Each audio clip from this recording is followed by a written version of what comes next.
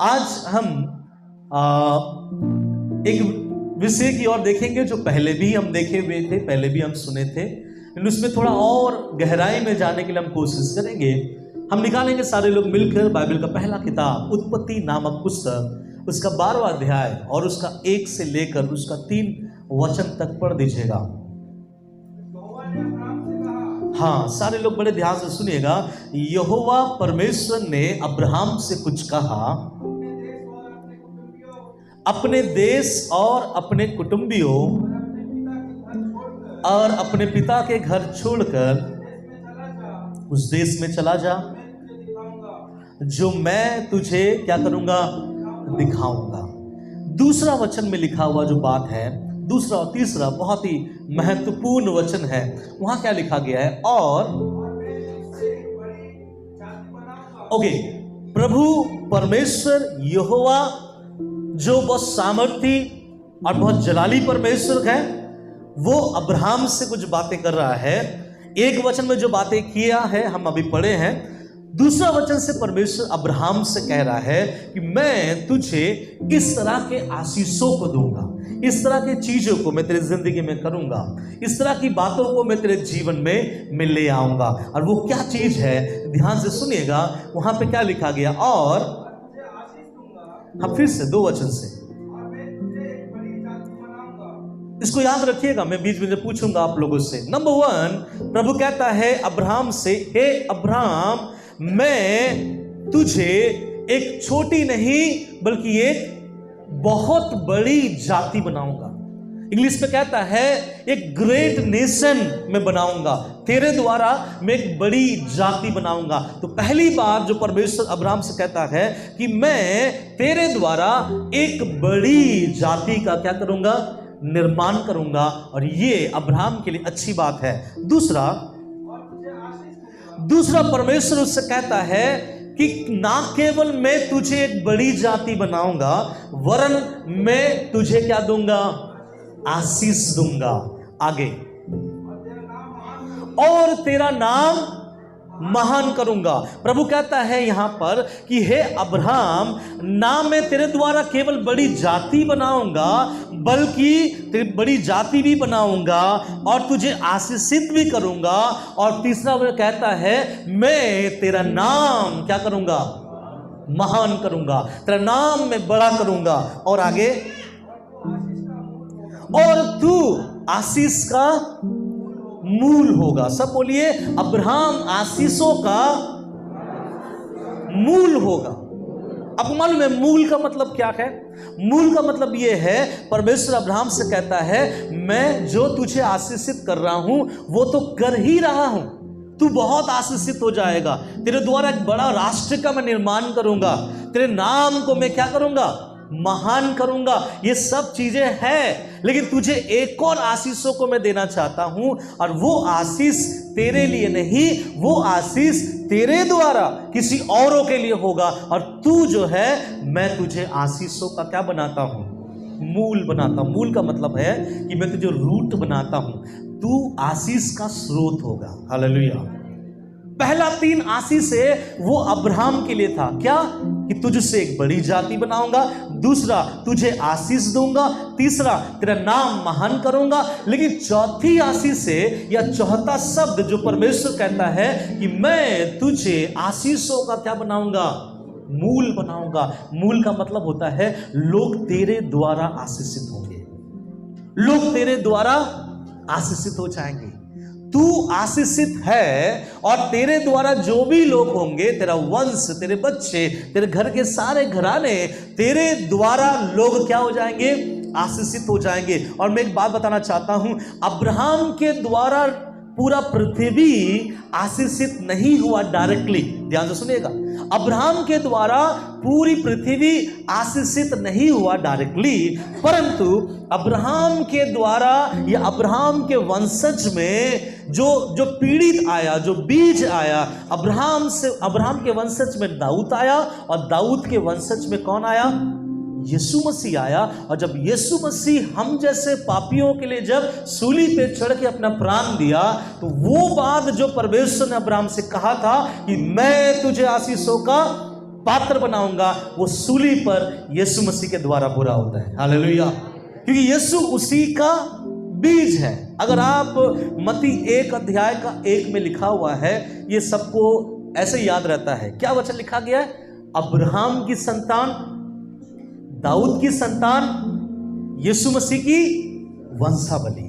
अब देखिए, नया नियम जब शुरू होता है ना, तो लेखक सबसे पहले किसका नाम लिया उसमें? अब्राहम की संतान, दाऊद की संतान, यीशु मसीह की वंशावली। बाइबल ऐसा बताता है, अगर आप मत्ती पढ़ोगे, लिखा गया है अब्राहम से लेकर दाऊद तक 14 पीढ़ी, और दाऊद से लेकर यीशु तक कितना पीढ़ी? मेरे बातों को समझिए, ऐसे पीढ़ी पीढ़ी बोलकर उस जगह पे बाइबल में समझाया गया। तो जो आखिरी आशीष है कि मैं तुझे आशीषों का क्या बनाऊंगा? मूल बनाऊंगा।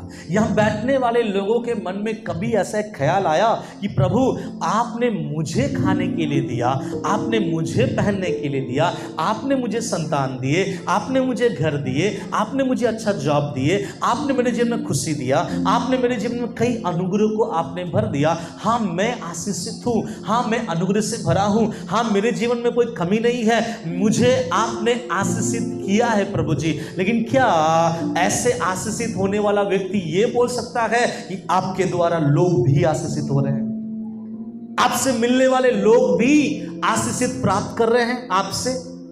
या फिर केवल आपकी आशीष से आपके 4 दीवारियों के बीच में रहकर सिमट जाता है? आपके बेटे तक, आपके बेटियों तक, आपके कुटुंबियों तक, आपके अपने लोगों तक आपकी आशीष से जो परमेश्वर आपको दिया है वहां तक सिमट जाता है। ध्यान से सुनिएगा, मेरा परमेश्वर अब्राहम से कहा, बेटा तुझे तो आशीष में जरूर दूंगा, लेकिन एक और आशीष दूंगा कि तेरे द्वारा भूमंडल के सारे लोग क्या हो जाएंगे?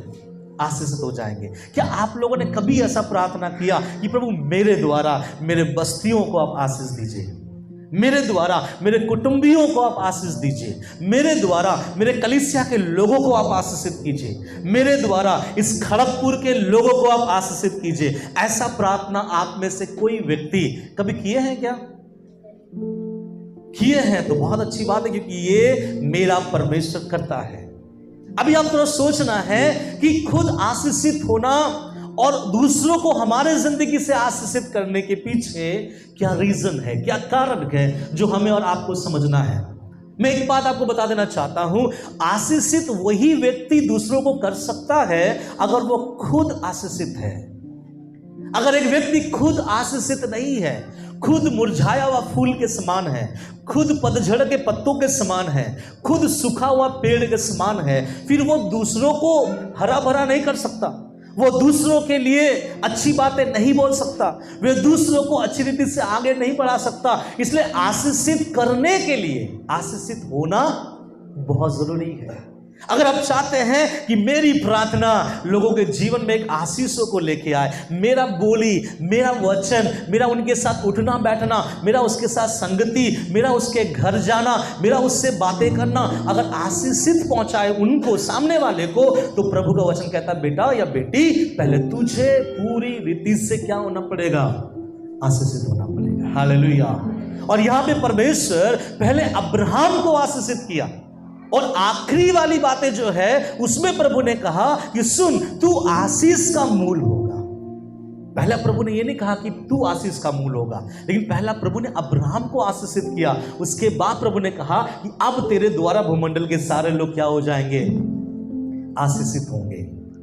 आशीषित होना सुनने में बहुत अच्छा लगता है, अनुग्रह से भर जाओ सुनने में बहुत अच्छा लगता है, ब्लेसिंग ब्लेसिंग ब्लेसिंग ब्लेसिंग सुनने में बहुत मजा आता है। लेकिन मालूम है, ब्लेसिंग के पीछे मेरा परमेश्वर आपसे कुछ चीजों को चाहता है।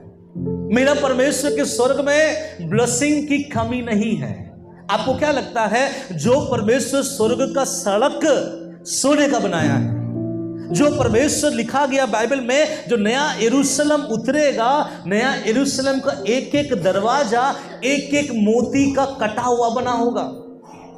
हम मार्केट जाते हैं और हम क्या करते हैं, एक सोने का क्या करते हैं, कान का पहनते हैं और चूड़ी पहनते हैं और या कुछ भी हम खरीदते हैं तो हमारे अंदर कभी कभी ये होगा कि देखो मेरे पास सोना है, और सोना होने से अच्छा भी है, मैं नहीं बोलूंगा आप लोगों के पास सोना नहीं होना चाहिए, सोना जरूर रखिए, लेकिन मैं आपको ये बताना चाहता हूं आपका परमेश्वर जिस सोना को हम घर में खरीद के रखते हैं, प्रभु कहता है बेटा मेरे पास तो सोने का सड़क है, तू सोने का टुकड़ा रखता है लेकिन मैं सोने का सड़क रखता हूं। तो क्या वो सोने का सड़क बनाने वाला मेरा और आपका सामर्थ्य परमेश्वर मुझे और आपको थोड़ा आशीषित नहीं कर सकता? कर सकता है। उनके लिए आसान वाली बातें हैं। क्या आपको लगता है वो परमेश्वर जो लाजर के पास गया, भले लाजर मर के 4 दिन हो गया, बदबू उसके शरीर से आ रही थी, इसके बावजूद मेरा यीशु मसीह ने उस मरे हुए लाजर को जिंदा कर दिया? तो क्या वो परमेश्वर अपने बच्चों को जो हर दिन प्रभु से प्रार्थना कर रहे, प्रभु मुझे अनुग्रह से भर, मुझे आशीषित कर, मुझे अनुग्रह से भर, तो क्या परमेश्वर अपने बच्चों को एक आशीषित नहीं कर सकता? जिसका सोने का खुद का सड़क है, जिसका एक एक मोतियों का नया यरूशलेम का दरवाजा बना है, और वो जो पूरे ब्रह्मांड को संभालता है, वो जो परमेश्वर लाजर को जिला दिया, वो परमेश्वर जो मूसा के द्वारा कई लाख लोगों को समुद्र पार कराया, क्या वो मुझे और आपको एक अच्छा जॉब नहीं दे सकता? क्या मुझे और आपको वो आशीषित नहीं कर सकता? कर सकता है। लेकिन मैं आपसे पहले कहा कि जब परमेश्वर किसी को आशीषित करता है उसके पीछे की स्टोरी शुरू होता है। हर समय व्यक्ति स्टेज को देखता है, स्टेज के पीछे क्या हो रहा है कोई नहीं देखता। ये दुनिया का रीति है, रिवाज है। आप देखिएगा लोग बोलते हैं ना कि आज फलाना व्यक्ति हमारे बीच में आ रहे, इसलिए आइए हम सब खड़े हो जाएं और हम ताली बजाएं। तो व्यक्ति जब स्टेज में चढ़ता है उस व्यक्ति को हम देख रहे हैं, लेकिन वो व्यक्ति उस स्टेज तक पहुंचा कैसे? उस व्यक्ति आज वहां पे स्टेज पे चढ़ने के बाद लाखों लोग जो ताली बजा रहे हैं, तो वो लाखों लोग ताली बजाने के पीछे इस व्यक्ति ने अपने जीवन में क्या किया। तो इसलिए बहुत याद रखिएगा, आशीषित करना मेरे परमेश्वर के लिए बड़ी बातें नहीं है। ये वो परमेश्वर है, जब उस यीशु मसीह को किसी ने कहा कि तू कर दे, तो प्रभु ने पतरस से कहा एक काम कर, सामने वाले नाले में जा और तू ऐसे कुछ ढाल देना, छिप ढालना, और एक मछली तुझे मिल जाएगी, और मछली देखना उसके मुंह पर 2 सिक्का होगा, एक अपने नाम का और मेरे नाम का क्या करना, दे देना। हालेलुया। इसका मतलब मेरा परमेश्वर का बैंक हर जगह है। वो मछलियों को भी बोले तो मछली अपने मुंह पर कहीं ना कहीं से पैसा लेकर आकर वो दे सकता है, और वो है मेरा और आपका परमेश्वर। तो वो हम लोगों को आशीषित कर सकता है, वो हमें उठा सकता है, हमारे नाम को महान कर सकता है। जैसे प्रभु ने यहाँ पे अब्राहम से कहा, हे अब्राहम मैं तुझसे एक बड़ी जाति बनाऊंगा, मैं तुझे आशीषित दूंगा और मैं तेरा नाम क्या करूंगा, महान करूंगा। ये 3 आशीष से परमेश्वर आपसे भी कर सकता है। हम बोलेंगे हमसे बड़ी जाति बनाने का क्या जरूरत है? प्रभु चाहता है कि शायद आपसे एक बड़ी जाति बनाए। एक प्रभु का दास है जिस इंडिया में है, आपको मालूम होगा, उसका नाम है सतीश कुमार। कितने लोगों को मालूम है सतीश कुमार के बारे में? जब उसने सेवा शुरू किया, हमारे जैसे ही सेवकाई उनका था, छोटा मोटा सेवकाई था उनका, कुछ चंद चुनिंदे लोग उसके साथ में थे, लेकिन ये वचन उनके लिए पूरी होता है। प्रभु ने उससे भी कहा कि मैं तुझे एक बड़ी जाति बनाऊंगा। मैं प्रभु का धन्यवाद करता हूं कि उसके कलीसिया में मैं जा पाया, उससे मिल पाया, उससे बात कर पाया। हमारा जो पुलपिट जितना बड़ा उनका चर्च का दान पेटी है, हमारा ये है, उनका ये है, और भी एक नहीं है, कई सारा वहां पे बहुत भीड़, लाखों लोग उसके कलीसिया में आते हैं, क्योंकि परमेश्वर जब किसी को छूता है तो एक बड़ी जाति बना देता है। हालेलुया। तो प्रभु ने उसे बनाया है। दूसरा यहाँ प्रभु कहता है मैं तुझे आशीष करूंगा, और तीसरा प्रभु कहता है मैं तेरा नाम क्या करूंगा, महान करूंगा। हो सकता है परमेश्वर आपके द्वारा भी एक बड़ी जाति क्या करे, बनाए। हो सकता है परमेश्वर आपको भी आशीषित करे, हो सकता है परमेश्वर आपके नाम को भी क्या करे, महान करे। आप बोलोगे मेरा नाम महान कैसे होगा? मैं आपको बताऊं, आज भी कई जगह पर जब दुष्ट आत्मा प्रभु के दासों का नाम सुनता है तो उसका पांव थरथराना शुरू हो जाता है। आज भी जब लोग सुनते हैं यीशु मसीह का नाम तो लोगों का पांव थरथराना शुरू हो जाता है। बड़े बड़े प्रभु के दासों का नाम सुनने से दुष्ट आत्माओं का पांव थरथराना शुरू हो जाता है। और अब्राहम का नाम महान करूंगा। अब मैं आपको थोड़ा बताऊं कैसे महान किया। पता है, अब्राहम को सब पहचानते हैं। इस दुनिया का 3 बड़ा रिलीजन उसको मानता है। एक मसीही, दूसरा मुसलमान, तीसरा इजराइली, यहूदी धर्म में सबसे बड़ा अगर पूछो कौन है, वो कहेगा मेरा अब्राहम है। मुस्लिम धर्म में अगर आप चले जाए, पूछे तुम्हारे लिए सबसे बड़ा कौन है, वो बोलेगा हमारे लिए अब्राहम बड़ा है। मसीही धर्म में अगर किसी से पूछा जाए कि तुम्हारे लिए कौन है बड़ा बाइबल में, तो हम मसीह भी बोलेंगे क्या है, अब्राहम है। इसका मतलब अब्राहम का नाम प्रभु ने इतना बड़ा कर दिया, ना केवल मसीही बल्कि मुस्लिम भी उसका नाम लेते हैं, और ना केवल मुस्लिम, इजरायली भी उसका नाम लेते हैं। हालेलुया। तो प्रभु ने इतना बड़ा नाम कर दिया। मैं घूम के वहीं आना चाहता हूँ, लेकिन बड़े नाम के पीछे, बड़ी आशीषों के पीछे, बड़ा राष्ट्र बनाने के पीछे परमेश्वर ने शुरुआत में अब्राहम से कुछ मांगा था। प्रभु ने शुरुआत में अब्राहम से कुछ चाहा था। मैं वो आपको बता देना चाहता हूँ। फिर से पढ़िएगा 12 अध्याय उसका 1 वचन से। अब बड़े ध्यान से उसे सुनिएगा। सुनिए, यहां यहोवा अब्राहम से बातें कर रहा है। क्या किसी को भी पता है कि अब्राहम कौन था? किसी को मालूम है अब्राहम कौन है? मेसोपोटामिया बोल के एक देश है, जहां अब्राहम उसके पिताजी के साथ, उसके पूरे परिवार के साथ अब्राहम वहां रहता था। और ऐसा हिस्ट्री बताता है कि अब्राहम परमेश्वर को नहीं मानता था। अब्राहम के परिवार परमेश्वर को नहीं मानते थे। अब्राहम के लोग परमेश्वर के बारे में वो आदर इज्जत नहीं देते थे, क्योंकि अब्राहम का परिवार मूर्ति पूजक परिवार था। अब्राहम के परिवार के लोग मूर्ति पूजक परिवार थे, और उस परिवार में परमेश्वर का नाम नहीं माना जाता था। लेकिन पता नहीं क्यों परमेश्वर ने उन बीच में से एक व्यक्ति को आवाज दिया, जिसका नाम हम और आप अभी ले रहे हैं। क्या है? अब्राहम से प्रभु ने कहा। क्या कहा प्रभु ने अब्राहम से? सुनिए क्या लिखा है। प्रभु ने कुछ कहा। क्या कहा? यहोवा ने अब्राहम से कहा। सुनिए, अपने हाथों पर, उंगलियों पर गिन सकते हैं। प्रभु ने अब्राहम से पहले कहा, हे मेरे बेटे अब्राहम, मैं तुमसे चाहता हूं कि तू अपने देश को छोड़ दे। किसको छोड़ दे? देश को छोड़ दे। प्रभु ने अब्राहम के बारे में सारी आशीषों को बोलने से पहले प्रभु ने अब्राहम के सामने एक शर्त ले आ गया। प्रभु ने अब्राहम के सामने टर्म्स एंड कंडीशन लेके आ गया। और टर्म्स एंड कंडीशन क्या था कि हे अब्राहम, तुझे अपना देश क्या करना पड़ेगा? छोड़ना पड़ेगा। अब्राहम सुना। उसके आगे क्या लिखा गया? और नहीं, अपने देश को छोड़ना पड़ेगा और अपने कुटुंबियों। हम बोलेंगे प्रभु ऐसा मत कीजिए। अपने रिश्ते नाते को तो हम क्या नहीं कर सकते, हम छोड़ नहीं सकते। मेरा फूफी जो मुझे इतना प्यारा प्यारा गिफ्ट लाके देती है, अभी उसको छोड़ दे तो गिफ्ट लाके कौन देगा? मेरा चाचा जो हर पेमेंट में मेरे लिए चिप्स लेके आता था, अभी उसको छोड़ दे तो मेरे लिए चिप्स कौन लेके आएगा?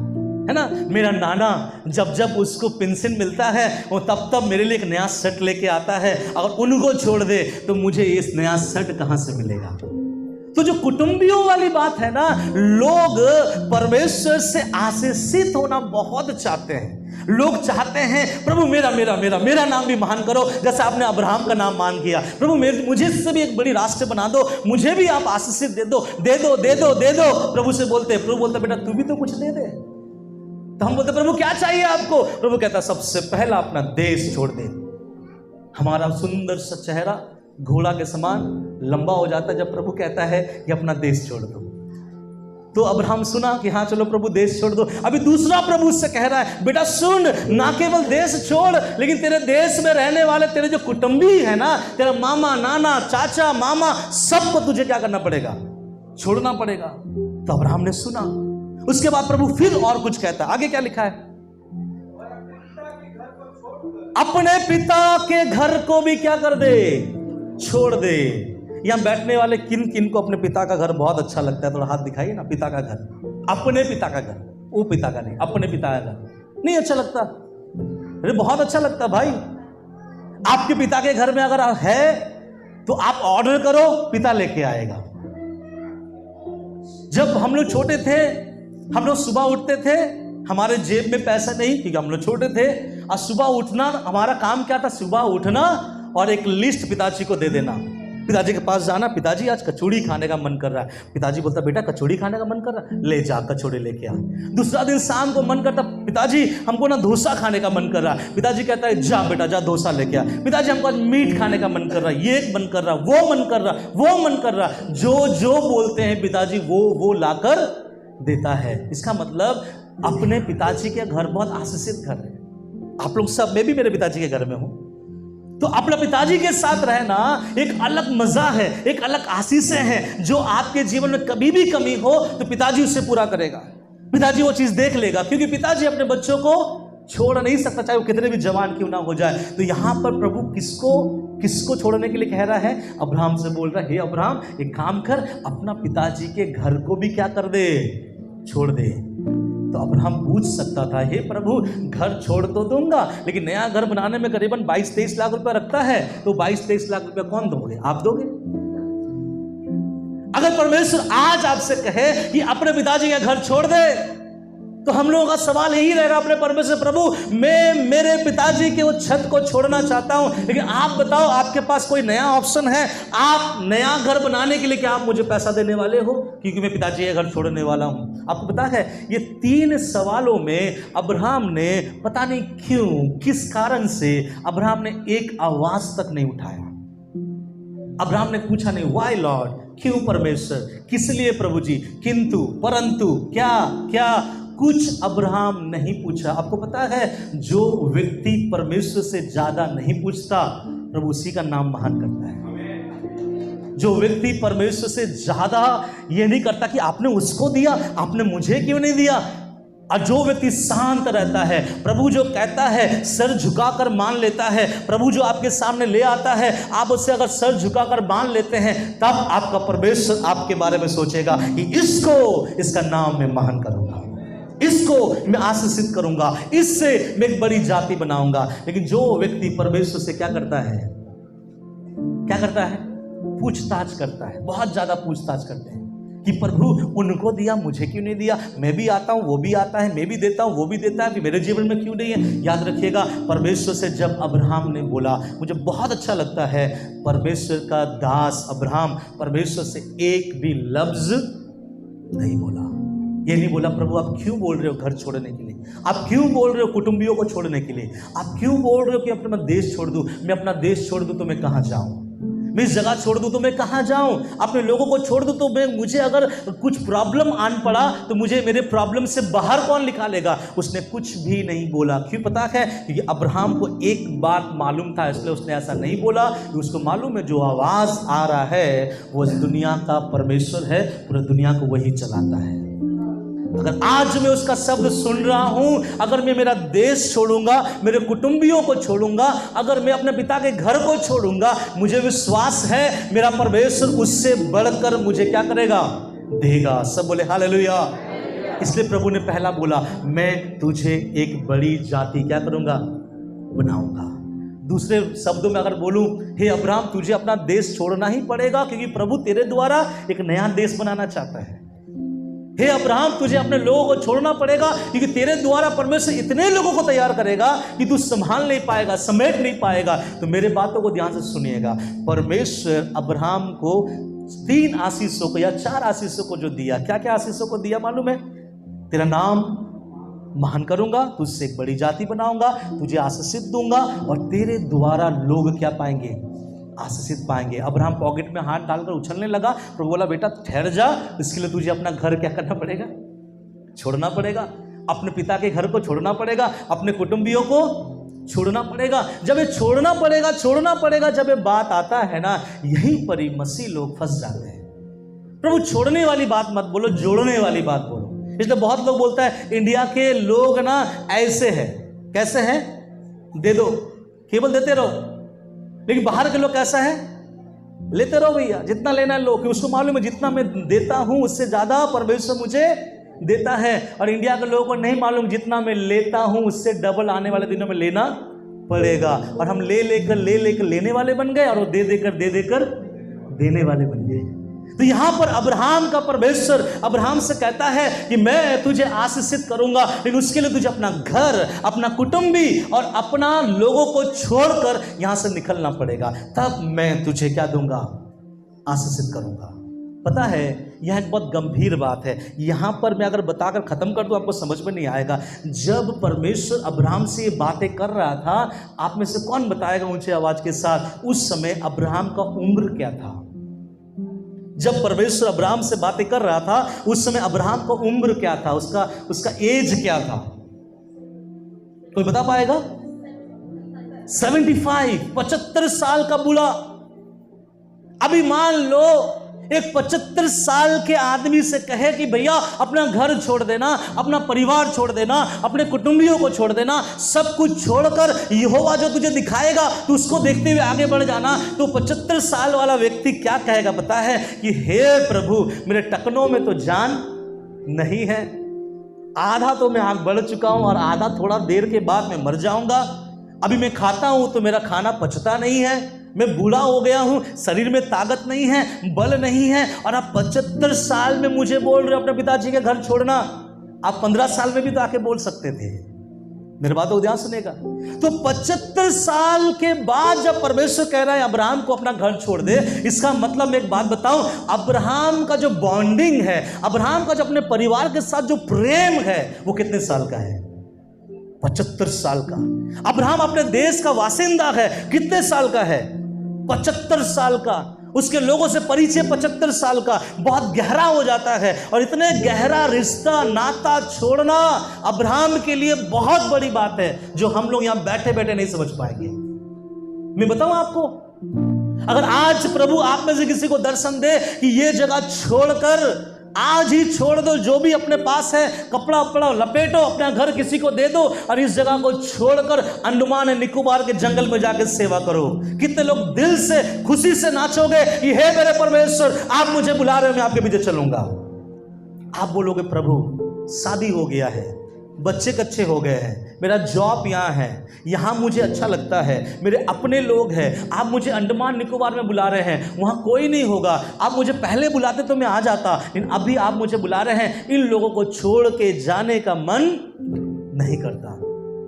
आपको पता है, जब मैं बाइबल कॉलेज में गया, मेरा उम्र उस समय मुझे लगता है 19 साल था। जब मैं 19 साल में जा रहा था बाइबल कॉलेज, ट्रेन में मैं जा रहा था, पास्टर जो भी मुझे ले जा रहे थे, मैं रो रहा था।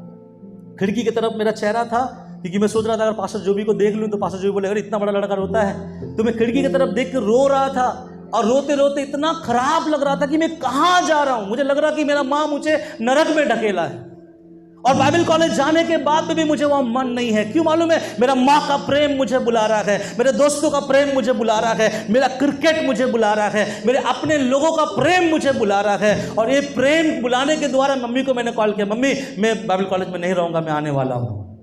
वो तो प्रभु का धन्यवाद हो, मम्मी का प्रार्थना है कि मैं 3 साल BTH कर पाया, प्रभु का धन्यवाद हो, क्योंकि आज मुझे खड़ा होना था। लेकिन मैं बताना चाहता हूं, मेरा मन रो रहा था, क्योंकि माँ का प्रेम, भाइयों का प्रेम, भले अपना घर जैसे भी हो वहां रहना हमें और आपको क्या लगता है? पसंद आता। आप कोई विदेश में भी क्यों ना चल जाए, पता है, आप विदेश में भी क्यों ना चले जाए, अच्छा खान पान भी क्यों ना कर ले, 3-4 दिन के बाद आपका जो खोपड़ी है ना, वो आपके अपने गुमटी में लेके आएगा, और हमारा मन, जिसको बोलते होम सिक, हमारा मन वहां आएगा। क्योंकि मैं भी जब गया था, मेरा 3-4 दिन बहुत एंजॉय किया, अच्छा खाना पाना सब कुछ था, लेकिन मन कहां कर रहा है? खड़गपुर के पुरी गेट में। और मैं हूं कहां? आप लोगों को पता है। मैं बोलना यह चाहता हूं कि हमारा मन अपने लोगों को छोड़ने के लिए राजी नहीं होगा, अपने कुटुंबियों को छोड़ने के लिए राजी नहीं होगा। ये बहुत कठिन है, लेकिन अब्राहम ने प्रभु की एक बात में उस चीज को छोड़ दिया, हटा दिया उसको। और मैं एक बात बता देना चाहता हूं, जो कोई व्यक्ति परमेश्वर के द्वारा आशीषित होना चाहते हैं, वो अपना उम्र मत देखो कि प्रभु मुझे किस उम्र में आप क्या छोड़ने के लिए बोल रहे हो। कुछ लोग बोलते हैं अभी तो 80 साल हुआ, गुटखा खाता हूं, और 5 साल जिएंगे, तो जो चीज़ 80 साल में नहीं छोड़े और 5 साल में क्यों छोड़ूं? चलो 5 साल भी खाते खाते हम क्या करें, हम आगे बढ़ सकते हैं। कुछ लोग ऐसा बोलते हैं, अरे जवानी में होता तब छोड़ देता, अलग बात है, अभी तो 80 हो गया और 5 साल बाद तो मरने वाला हूं, तो जो चीज़ 80 साल में करता हुआ मैं आया, तो मैं उसको छोड़ना हमारे लिए क्या है? मुश्किल है। कुछ लोग ऐसा बोलते हैं ना, ये चीज़ बहुत दिन से करते हुए आ रहे हैं, इसको छोड़ना हमारी बस की बात नहीं है। तो क्या अब्राहम की बस की बात है जो उसका साल 75 था? 75 साल के मम्मी का प्रेम, पापा का प्रेम, देश का प्रेम, अपने कुटुंबियों का प्रेम, अपने घर का प्रेम को छोड़ने के लिए वो तैयार हुआ, क्योंकि परमेश्वर ने उसको एक आवाज दिया। शायद प्रभु आज ये ना बोले कि हम खड़गपुर छोड़े, शायद प्रभु ये ना बोले कि अपनी बस्ती छोड़ दे, लेकिन शायद प्रभु आज ये आपको बोल सकता है कि बेटा मैं तुझे एक बड़ी जाति बनाना चाहता हूं, तुझे आशीषित करना चाहता हूं, तेरा नाम महान करना चाहता हूं, लेकिन ये जो चीजें हैं तुझे ये छोड़ना पड़ेगा। तो आप बोलोगे प्रभु इतने सालों से करता हुआ आ रहा हूं, ये मेरे लिए छोड़ना मुसीबत की बात है। मेरी बातों को समझ रहे? प्रभु अगर आपसे कुछ मांग ले कि ये छोड़ना पड़ेगा, तो क्या मैं और आप अब्राहम की तरह छोड़ेंगे? लेकिन अब्राहम ने छोड़ा। और मैं आपको बताना चाहता हूं, आपको अगर आप छोड़ोगे तो ही ये आशीष से है, नहीं तो आप जहां हैं वहां रहो, जैसा है वैसा करो, जो भी मिल रहा है टुक टाक वो करते हुए आगे बढ़ो। लेकिन अगर आप चाहते हैं कि प्रभु में एक्स्ट्रा ऑर्डिनरी जीवन, प्रभु में एक आशीषित जीवन, प्रभु में एक अच्छे नाम का जीवन, प्रभु में एक ऐसा जीवन, ना केवल मैं खुद आशीषित हो जाऊं बल्कि मेरे द्वारा मेरे लोग भी क्या हो जाए, आशीषित हो जाए, तो मेरा प्रभु कहता है बेटा फिर तो तुझे कुछ बातें छोड़ना जरूरी है। आपको बताऊं, एक बार यीशु मसीह एक जगह पर गया, उस जगह का नाम है बेथसैदा। कितने लोग गए बेथसैदा? कोई नहीं, मैं भी नहीं गया। तो बेथसैदा में प्रभु यीशु मसीह आया, और बेथसैदा में प्रभु यीशु मसीह आने के बाद एक अंधे ने प्रभु से कहा, हे मेरे प्रभु, मेरे आंखों को आप क्या करो, ठीक कर दो, क्योंकि आप बहुतों के आंखों को ठीक किया है। तो प्रभु कहता है हाँ करूंगा। मालूम है मेरा प्रभु उस आदमी का हाथ पकड़ा और उसको पता नहीं क्यों उस बेथसैदा के गांव से बाहर लेके गया, और बाहर ले जाकर प्रभु फिर उसके लिए प्रार्थना किया, और फिर वो आंख खोल के देखने लगा। ये बात समझ में नहीं आई कि प्रभु ने उसको बेथसैदा के गांव में चंगाई क्यों नहीं दिया, बेथसैदा के गांव से प्रभु उसको बाहर ले गया। क्योंकि हम मसीह को आज समझ में नहीं आता है कि प्रभु मैं जहां हूं वहीं मुझे आशीषित कर। प्रभु बोलेगा नहीं बेटा, तू जहां है वहां मैं आशीषित नहीं कर सकता, तुझे वहां से निकलने की जरूरत है, तुझे वहां से बाहर आने की जरूरत है, तेरी बुरी आदतों को छोड़ने की जरूरत है, तेरी बुरी प्रवृत्तियों को छोड़ने की जरूरत है, तेरा बुरा बुरा शब्द छोड़ने की जरूरत है। बहुत लोग मसीह में आने के बाद में भी जब मियाँ बीवी में झगड़ा होता है, या बच्चों के साथ झगड़ा होता है, या दोस्त के साथ झगड़ा होता है, फ्लो में हो जाता है, बोलता कि फ्लो में हो जाता है पास्टर जी, और ऐसा बात, ऐसा झगड़ा या फिर ऐसी गाली मेरा प्रभु भी अपने इसमें काउंट नहीं करता। आप लोग कभी कभी करते हैं फ्लो में? फ्लो में माँ को याद करते हैं, फ्लो में कभी बहन को याद कर लिया? होता है आप लोगों से ऐसा? अगर होता है तो वचन आपके लिए है भैया। अगर फ्लो में होता है ना, इसका मतलब यह है कि आपका परमेश्वर जो आपको बुलाया है आशीषित करने के लिए, आप वो नहीं छोड़ पा रहे हैं, जिसके लिए प्रभु आपको आशीषित नहीं कर पा रहे हैं, छोड़ ही नहीं पा रहे। मसीही कोई बीच में हम गाली नहीं देंगे, लेकिन मार्केट में कोई हमारे गाड़ी को ठोक दे तो फिर हमारे मुंह से बहुत अच्छा गाली आ सकता है। मैं नहीं बोलूंगा हम लोग देते हैं, आ सकते हैं। आपका जीवन आपको मालूम है, आपके दोस्तों के साथ बात करते करते आप क्या निकालते हैं। कभी भी आपने अपने पास्टर के साथ बैठते हुए कभी भी मेरे मुंह से आ शब्द का, अभद्रता का शब्द मेरे मुंह से बाहर सुना है? नहीं सुने होंगे। क्यों नहीं सुना है? आप बोलो आप तो कंट्रोल में बात करते हैं। मेरे घर वाले से पूछ लो कि मेरे घर में भी मैं क्या ऐसे गाली देता हूं? बोलने का मतलब है आपके मुंह से अगर बुरी बुरी बातें आ जाता है और हम बोलते हैं प्रभु फ्लो में आ गया है ना, उसने मेरे गुस्सा को जगा दिया और मेरे फ्लो में आ गया, तो मैं आपको बोलना चाहूंगा कि आप अभी तक वो नहीं छोड़े जो परमेश्वर आपको छोड़ने के लिए कहता है। मैं नहीं बोलना चाहता हूं, कभी कभी लोग बातचीत में कुछ ले लेता है, बहुत सारी बातें अपने मुंह में आ जाता है। मैं बोलूं हम परमेश्वर के लोग हैं, प्रभु हमको बड़ा जाति बनाना चाहता है, प्रभु हमें और आपको आशीषित करना चाहता है, प्रभु आपके नाम को महान करना चाहता है। लेकिन प्रभु आपके सामने शर्त रखता है कि जिस जगह पर तू है, जिस कुटुंब के बीच में तू है, जिस लोगों के बीच में तू है, पहले उस जगह को तू छोड़ दे। जैसा प्रभु ने उस अंधे को बेथसैदा के बाहर लाकर चंगाई दिया, शायद परमेश्वर मुझे और आपको हमारे परिस्थितियों के बाहर लाकर चंगाई को दे। हालेलुया। गाली हमारे मुंह से आना, गुस्सा हमारे जीवन में आना, बुरी चीजें हमारे जीवन में आना। पहले भी खैनिक हम दलते थे अपने हाथ में, आजकल दोख्ता दखते हैं। पहले बीड़ी फूकते होंगे, आजकल थोड़ा स्टेटस बढ़ गया तो सिगरेट फूकते हैं। और हम बोलते हैं जो इतने सालों में मैंने नहीं छोड़ा तो मैं उतने साल में कैसे छोड़ दूं। मैं आपको बताऊं, जब परमेश्वर अब्राहम से कहा, अब्राहम उस चीज को छोड़ने के लिए कितना साल उसके साथ था? 75 साल। आप में से किसी का भी उम्र 75 नहीं होगा। 75 साल में प्रभु अगर किसी को घर छोड़ने के लिए बोले ना, तो आपका जमीन तले से, मतलब पांव तले से जमीन खिसक जाएगा। आप रोना शुरू कर दोगे, प्रभु मैं नहीं छोड़ सकता। अरे अभी आप नहीं छोड़ पाओगे, हमारे बाइबल कॉलेज में जब मैं जाता हूँ, भाई लोगों को जब सिखाता हूँ, कुछ भाई लोग आते हैं और अपने घर चले जाते हैं। क्यों मालूम है? 3 साल अपने परिवार से अलग नहीं रह पाते हैं। तो ये व्यक्ति 75 साल के बाद प्रभु कहता है घर छोड़ दो। इसने अपने घर को छोड़ा और प्रभु के बातों को माना। और यहाँ पे क्या लिखा है मालूम है? मैं एक बात बोलना चाहता हूँ, जब प्रभु आपसे कुछ छुड़वाएगा तो प्रभु आपको कहीं चलवाएगा।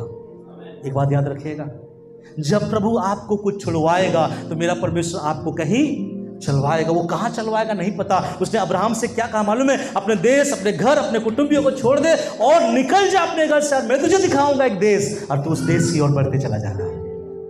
जब भी आप परमेश्वर के लिए नशा छोड़ते हैं, गाली छोड़ते हैं, नफरत छोड़ते हैं, ईर्ष्या छोड़ते हैं, गाली गलौज, व्यभिचार छोड़ते हैं, इसका मतलब यह नहीं केवल छोड़ के खड़े रहना, लेकिन प्रभु चाहता है कि आप छोड़कर आप वहां चलो जहां परमेश्वर आपको दिखाना चाहता है। ऐसे हम आशीषित नहीं हो सकते। कुछ लोग यहां पे ऐसे होंगे जो नशा छोड़ दिए हैं लेकिन छोड़ के बैठे हुए हैं, चलना नहीं आरंभ किए हैं। कुछ लोग यहाँ पे ऐसे होंगे जो व्यभिचार को छोड़ दिए हैं, गाली को छोड़ दिए हैं, लेकिन छोड़ के बैठे हुए। भाई बैठने से नहीं होगा। प्रभु कहता है अब्राहम से छोड़ दे और मैं तुझे दिखाऊंगा उस देश के लिए, क्या कर, निकल जा। और अब्राहम निकला और अब्राहम के नाम को प्रभु महान किया, अब्राहम के नाम को प्रभु ऊंचा किया, अब्राहम को प्रभु बहुत आशीषित किया। और प्रभु ने कहा बेटा तू आशीषित है, तेरे द्वारा लोग भी क्या हो जाएंगे, आशीषित हो जाएंगे। मैं बताऊं आपको, जब कोई व्यक्ति खुद आशीषित होना चाहता है तो उसको वो सब कुछ छोड़ना पड़ेगा जो आपका परमेश्वर आपके सामने लाता है। आपका परमेश्वर आपसे कहता है, आपका परमेश्वर आपसे बताएगा कि ये बातें छोड़ दे, तब आप आशीषित हो सकते हैं। यहां पर भी लिखा गया है परमेश्वर का दास अब्राहम ने 75 साल के रिश्ते को क्या कर दिया, छोड़ा, और परमेश्वर उसके नाम को महान कर दिया, नाम को महान कर दिया। और अब्राहम के जीवन में बहुत एक अच्छा क्वालिटी क्या पता है? अब्राहम कभी भी परमेश्वर से प्रश्न नहीं किया। जब अब्राहम वहां से निकला, प्रभु ने अब्राहम को एक संतान दिया। जब संतान दिया, संतान जब बड़ा हो गया, उस संतान को भी परमेश्वर ने एक दिन मांग लिया कि अपने बेटे को मेरे सामने क्या कर, बलि चढ़ा। प्रभु ने पूछा नहीं, अब्राहम ने पूछा नहीं क्यों। अब्राहम ने बोला यस मैं करूंगा। मैं आपको बता देना चाहता हूं, क्या आप अपने जगहों को आप छोड़ने के लिए तैयार हैं? क्या आप अपने उन संगतियों को छोड़ने के लिए तैयार है जिस संगति के द्वारा शायद आपने प्रभु में बढ़ने के लिए वो रुकावट हो चुका है आपके जीवन में?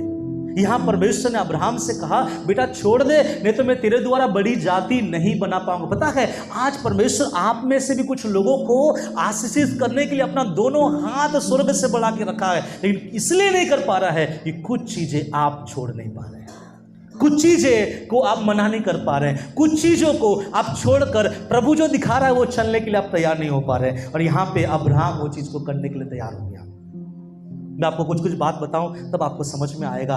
अब्राहम ने 75 साल में अपना घर को क्या किया, छोड़ा, और कहाँ जाएगा उसको नहीं पता, लेकिन प्रभु वहां पे उसको बढ़ा के लेके गया। एक और प्रभु का दास है जिसका नाम है मूसा। मूसा के बारे में आप सब जानते हैं और सुनिएगा ध्यान से।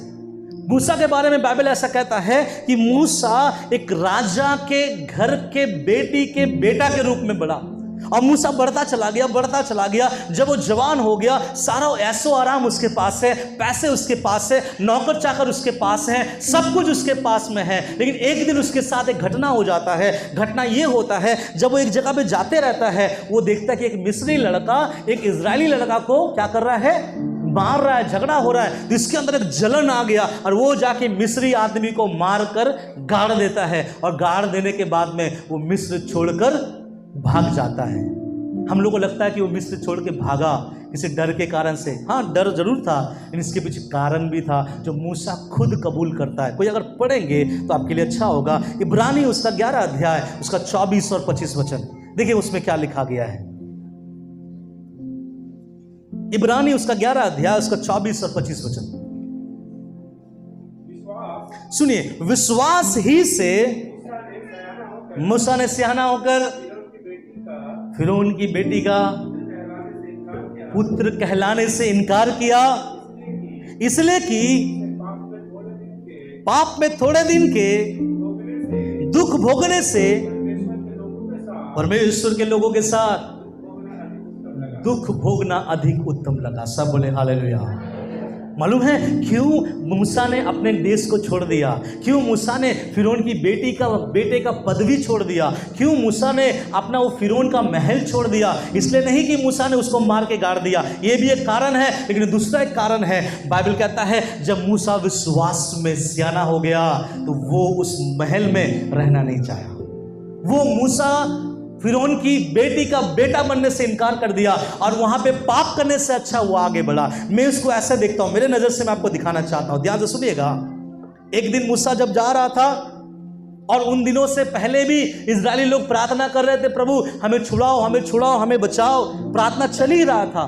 मूसा जब एक दिन गया, और जब मूसा ऐसे गया और वो जब झगड़ा देखा कि दोनों लड़ रहे हैं, एक इजरायली और एक मिस्री जब लड़ रहे हैं, उस समय मूसा ने उस लड़ाई को देखा। उसके अंदर में क्या आया? एक जलन आया कि मेरे भाइयों को मिस्री भाई क्यों मार रहा है। और कोई मुझे बताएगा कि उस समय मूसा का एज क्या था?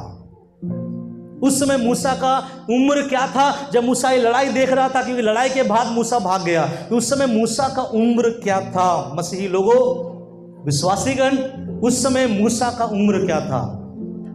तो बताएगा? 40 साल। गुड, 40 साल का उम्र था और मूसा देख रहा है कि मेरे भाइयों को मार रहा है। और पता है उस समय मूसा ने वो जलन के साथ एक मिस्री को क्या कर दिया? मार दिया। और मिस्र देश छोड़कर वो चला गया, और मिस्र देश छोड़कर 40 साल वो कहां पर व्यतीत किया? जंगलों में, बकरियों को, भेड़ के चलाने में, और परमेश्वर उससे बातें किया। और 80 साल में वो वापस आता है। लेकिन 40 साल में परमेश्वर ने क्यों भेज दिया उसको? अरे उसके अंदर तो बोझ है ना, अपने लोगों को बुराइयों के हाथों से बचाने का। मूसा ने जो किया परमेश्वर उससे वही ना करवाना चाह रहा था। मेरे बातों को समझिए, मैं थोड़ा विशेष बात बता रहा हूं। मूसा ने वही किया जो परमेश्वर उसको 80 साल के बाद करवाना चाह रहा था। मूसा ने क्या किया? एक इजरायली भाई को एक मिस्री भाई से बचाया। तो वही चीज परमेश्वर 80 साल के बाद अब्राहम से करवाना चाह रहा था कि तू जा मिस्र में और वहां के सारे यहूदी भाइयों को मिस्रियों से क्या कर? बचाओ। वही काम मूसा 80 साल पहले 40वें उम्र में वो कर रहा था। लेकिन परमेश्वर उसको उस जगह से बाहर क्यों भेजा? बोलने का मतलब क्या पता है? यहां पे मैं आपको और एक बात बताऊं। वहां बोलने का मतलब मैं ऐसा समझता हूं, मूसा के अंदर एक बोझ आया कि मेरे भाइयों को, किसका हिम्मत है कि अन्य जाति मेरे भाइयों को क्या करे? मारे। और मूसा ने कितने को मारा? एक को मारा और एक को गाड़ दिया। पता है मूसा का एक छोटा सा बोझ को परमेश्वर ने क्या कर लिया? देख लिया कि मूसा के बोझ को देखा, और परमेश्वर ने सोचा मूसा ही है कि इन लोगों को मिस्र के हाथ से क्या कर सकता है? छुड़ा सकता है। लेकिन परमेश्वर मूसा को इसलिए लेके गया और मूसा को समझाया होगा, बेटा मैं तुझे ऐसे बनाऊंगा, तू एक को नहीं लाखों को डुबाएगा। मेरे बातों को समझ में आ रहा है? आप मुझे बताइए उस लाल समुद्र में मूसा ने कितने मिस्रियों को डुबाया? कई सारे मिस्रियों को, राजा समेत सेनाओं को डुबा दिया। तो मेरा परमेश्वर ने उससे क्या कहा मालूम है? बेटा तू एक जन को मारने के पीछे ना जा, तू चल मेरे साथ, मुझसे मिल, मुझसे बातें कर, मैं दर्शन दूंगा, मैं सामर्थ दूंगा, और जब तू लौटेगा तो एक मिस्रियों को नहीं हजारों को तू मारेगा। हालेलुया। आपको पता है जब मूसा अपना घर छोड़ा उसका उम्र कितना था? 40 साल। और 40 साल जब अपने लोगों को छोड़कर मरुभूमि में यात्रा किया, वो बकरियों के साथ, भेड़ों के साथ, तकलीफों में, आपको ऐसा नहीं लगता अचानक से राजगद्दी के बिस्तर से नीचे पहाड़ों में सोने वाला मूसा बन गया? अचानक से बहुत अच्छा खाने वाला, एक जंगल के पकवान को खाने वाला व्यक्ति बन गया। ये मूसा के लिए आसान नहीं था, लेकिन मूसा ने अपने 40वें साल में अपने परिवार को क्या कर दिया? छोड़ा। मैं आपको जो बता रहा हूं ध्यान सुनिएगा, अगर आशीषित होना चाहते हैं तो छोड़ना पड़ेगा। अब्राहम ने कौन से साल में छोड़ा? 75 साल में। मूसा ने कौन से साल में छोड़ा? 40 साल में। एक और व्यक्ति है जिसको मैं और आप बहुत अच्छी तरह जानते हैं, उसने भी अपना घर 30 साल में छोड़ दिया। पता है कौन? हमारा प्रभु यीशु मसीह जब पैदा हुआ वो आगे बढ़ा और उसके माँ के साथ, उसके पिताजी के साथ, उसके भाइयों के साथ, उसके बहनों के साथ उसका अच्छा रिश्ता था, अपने लोगों के साथ बहुत अच्छा चल रहा था। 30 साल तक वो अपने घर में रहा, 30 साल तक अपने पिताजी के साथ शायद काम में हाथ बटाया, अपने माँ के साथ, अपने भाइयों के साथ, बहनों के साथ, अपने लोगों के साथ इतना अच्छा यीशु मसीह का बॉन्डिंग हो गया कि यीशु मसीह जब 30 साल का हुआ, घर से निकला, बपतिस्मा लिया। जैसे वो बपतिस्मा लिया, बाइबल कहता है वो अपने घर को छोड़ दिया। अगर आप जाके बोलोगे प्रभु क्यों छोड़ा अपने घर को, अपने घर में रहते, तो प्रभु कहेगा अगर मैं घर नहीं छोड़ूं मेरे द्वारा संसार आशीषित नहीं हो सकता। इस पर बात समझ में आ रहा है? हे अब्राहम अपने घर क्यों छोड़ा? अब्राहम बोलेगा अगर मैं घर नहीं छोड़ता तो मेरे द्वारा ना तो दाऊद आता और ना दाऊद के द्वारा तेरा उद्धार करता आता। अगर आप मूसा से कहोगे मूसा अपना मिस्र के पलंग को, उस घर को, उस ऐसो आराम को तूने क्यों छोड़ा, तो मूसा कहेगा अगर मैं वो नहीं छोड़ता तो एक नया कनान अपने लोगों को नहीं पहुंचा सकता। इसलिए छोड़ना बहुत जरूरी है। जब मेरा यीशु 30 साल का हुआ, ध्यान से सुनिएगा, जब मेरा यीशु 30 साल का हुआ, यीशु ने 40 दिन का उपवास लिया और 40 दिन के उपवास के बाद अपने घर को लौट कर नहीं आया। वो कभी लौट कर नहीं आया। जरूर मुलाकात हुआ उसके माँ के साथ में, जरूर मुलाकात हुआ उसके बहनों के साथ में। ऐसे भी लिखा गया है कि यीशु की जगह प्रचार कर रहा था, उसका माँ उसका भाई बहन आया, एक चेला आकर प्रभु से कहता है हे प्रभु तेरी माँ और तेरा बहन बाहर इंतजार कर रहा है, तू चल। प्रभु क्या कहता है मालूम है? मेरा माँ, मेरा बहन, मेरा भाई वही जो मेरे सामने बैठकर मेरा सब सुनता है। प्रभु ने रिश्ता कट कर दिया। क्यों किया? ऐसा कट किया बोलने का मतलब ये नहीं कि प्रभु मुंह मोड़ के चला जाता था, लेकिन प्रभु ने अपने माँ, अपने भाई, अपने पिताजी से इसलिए अलग हुआ ताकि मुझ जैसे पापियों को पाप से बचाया जा सके। इसलिए मैं एक बात बताना चाहता हूं, तेरा नाम महान करूंगा, तुझे आशीषित दूंगा, तुझे ऐसा तेरा नाम को ऊंचा करूंगा, तेरे द्वारा बड़ा राष्ट्र करूंगा। ये सुनने में बहुत अच्छा लगता है, लेकिन उसका पहले वाला बात हमें सुनना चाहिए। हे अब्राहम क्या तू अपना देश छोड़ने के लिए तैयार है? हे अब्राहम क्या तू अपने कुटुंबियों को छोड़ने के लिए तैयार है? हे अब्राहम क्या तू अपने पिता के घर को छोड़ने के लिए तैयार है? अगर तू छोड़ेगा तब तेरा नाम महान होगा, अगर तू छोड़ेगा तब तू ऊंचा उठाया जाएगा। अब देखिएगा यीशु ने अपने घर को छोड़ा, 3.5 साल उस देश में सामर्थ्य सेवा किया।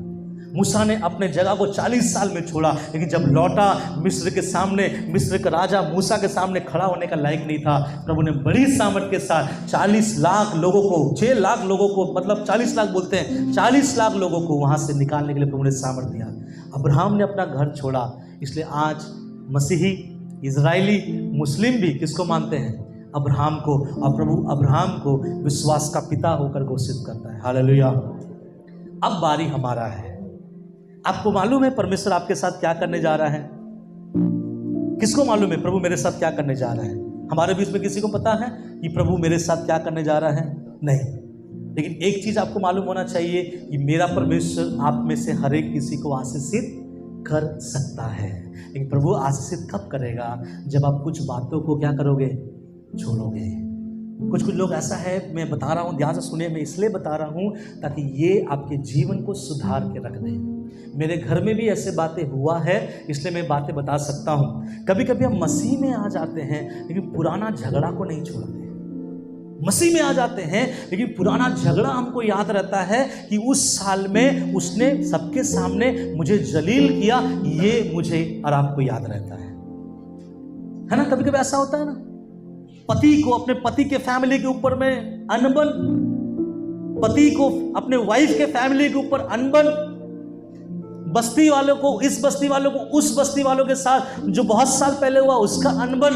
तो भैया हम और आप मसीह में जब आ जाते, ध्यान से सुनिए, हम और आप जब मसीह में आ जाते हैं, पिता पुत्र पवित्र आत्मा के नाम से बपतिस्मा लेते हैं, ना केवल यीशु का आत्मा आपके अंदर आता है, आपका बुरा आत्मा भी आपके अंदर से निकलता है। लेकिन ये हम सोचते नहीं है। हम बोलते प्रभु तेरी आत्मा मुझ पर आ जाए, लेकिन मेरे अंदर में जो मेरे घर वालों के लिए जो झगड़ा है, मेरे घरवालियों के लिए जो नफरत है, मेरे पड़ोसियों के लिए जो ईर्ष्या है, वो मैं मेरे अंदर से नहीं निकाल पाऊंगा। तो मेरा प्रभु कहेगा जब तक तू नहीं छोड़ पाएगा तब तक मैं तुझे आशीषित नहीं कर पाऊंगा। मैं मेरे परिवार के बारे में बताऊं, मेरा पापा कभी कभी मेरे मम्मी को बोलता है कि तेरे परिवार में ऐसा ऐसा ऐसा कमी है। जब भी मेरा पापा ऐसा बोलता है, मैं पुलपिट से एक बात बोल रहा हूँ, मैं मतलब छुपाने के लिए मेरे पापा के मुंह पे मैं बोलता हूँ कि आप मसीह हो, आप विश्वासी हो।